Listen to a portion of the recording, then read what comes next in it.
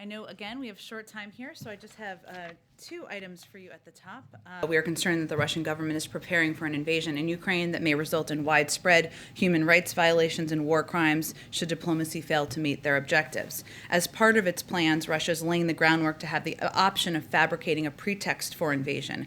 And we've seen this before. We saw this before leading up to 2014, just to note, including through sabotage activities and information operations, by accusing Ukraine of preparing an imminent attack against Russian forces in eastern Ukraine, and the Russian military plans to begin these activities several weeks before a military invasion, which could begin between mid-January and mid-February. Again, we saw this playbook before, including the widespread effort to push out misinformation, not just in Eastern Europe, but around the global community. We have information that indicates Russia has already prepositioned a group of operatives to conduct a false flag operation in Eastern Ukraine. The operatives are trained in urban warfare and in using explosives to carry out acts of sabotage against Russia's own proxy forces.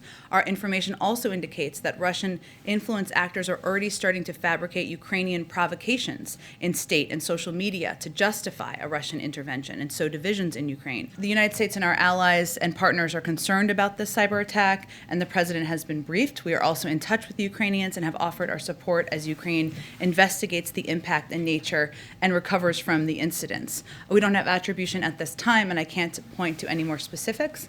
I know the Ukrainians also announced and conveyed that they got their systems up and running pretty quickly and that personal data was not accessed.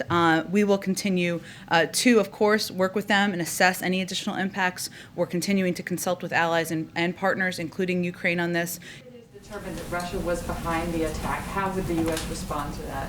I'm just not going to speculate on that or preview what actions we would take at this time. I would just note that we will take necessary and proper steps, of course, to defend our allies, support our partners, and support the Ukrainian people, but we're still assessing that at this point in time.